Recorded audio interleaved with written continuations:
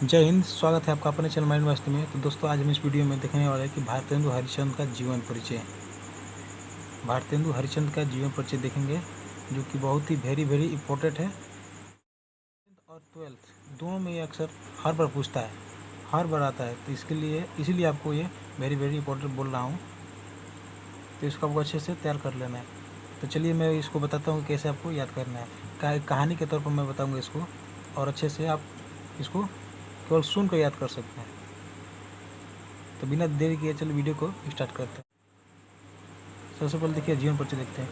तो पहले देखिए, भारतेंदु हरिश्चंद्र का जन्म 1850 ईस्वी में काशी के एक प्रसिद्ध वैश्य परिवार में हुआ था। जो इनका जन्म था 1850 ईस्वी में काशी यानी वाराणसी के एक प्रसिद्ध वैश्य परिवार में हुआ था। पिता सेठ श्री गोपाल चंद गिरधरदास उपनाम से ब्रज में कविता लिखा करते थे। मतलब जो पिता थे उनके गोपाल चंद्र, वो गिरधरदास उपनाम से ब्रज भाषा में कविताएं लिखते थे। मात्र 10 वर्ष की अवस्था में ही माता पिता के सुख से वंचित हो गए। माने उनकी माता और पिता की मृत्यु हो गई कितने वर्ष में, जब वे 10 वर्ष के थे। भारतेंदु जी की शादी 13 वर्ष की अल्पायु में ही मनु देवी के साथ हो गई। 10 वर्ष में माता पिता मर गए और 3 वर्ष बाद उनका विवाह जो था मनु देवी के साथ हो गया। अब थोड़ा सा मैं ऊपर कर लेता हूँ इसको यहाँ से। आरंभिक शिक्षा घर पर ही हुई। मतलब जो शुरुआती शिक्षा थी उन्होंने घर पर ही ली, और इन्होंने हिंदी, उर्दू, बांग्ला और अंग्रेजी का अध्ययन किया। कौन कौन से किया? हिंदी, उर्दू, बांग्ला और अंग्रेजी का अध्ययन किया। आगे चलते हैं। काशी के क्वींस कॉलेज में प्रवेश लेने के बावजूद इनका मन अध्ययन के स्थान पर रचना में ही लगने लगा।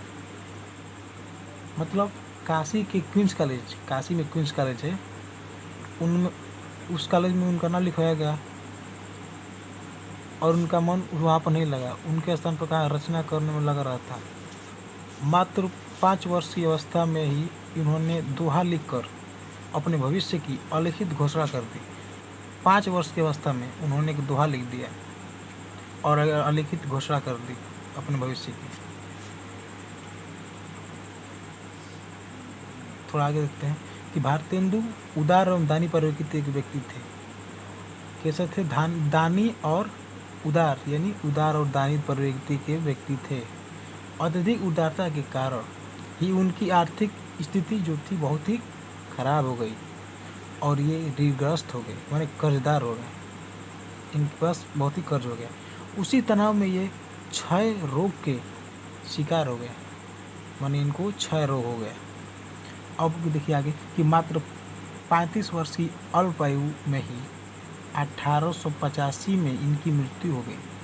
35 वर्ष की अवस्था में 1885 में जन्म का हुआ था 1850 में, और मृत्यु कब हुई थी? 1885, यानी 35 वर्ष की अवस्था में इनकी मृत्यु हो गई। साहित्यिक परिचय देखते हैं। साहित्यिक परिचय में आपको लिख देना है कि भारतेंदु एक व्यक्ति ही नहीं बल्कि युग थे।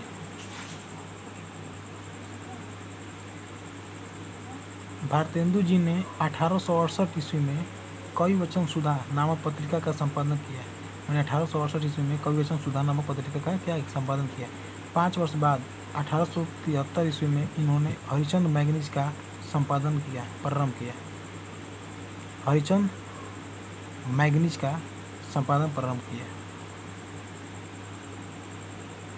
तो इस प्रकार से आपको ये साहित्य कंप्लीट हो जाएगा। इतना आप लिखेंगे तो हो जाएगा। इनकी भाषा देखते हैं। भाषा देखिए तो इनकी भाषा थी शुद्ध साहित्यिक, सरल एवं व्यवहारिक भाषा थी इनकी।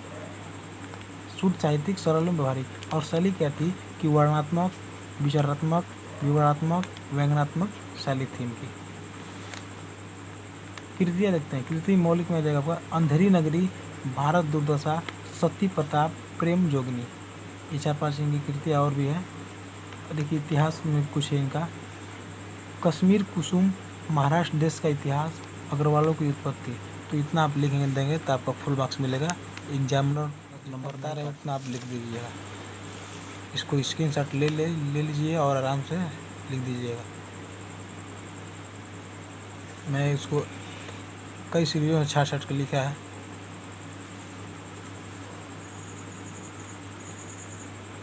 तो आज के लिए इतना ही। यदि चैनल पर नए हैं तो चैनल को सब्सक्राइब करके वीडियो को लाइक कर दीजिएगा। ऐसे वीडियो हमारे चैनल पर मिलता रहेगा। मिलते हैं नेक्स्ट वीडियो में, तब तक के लिए जय हिंद, वंदे मातरम।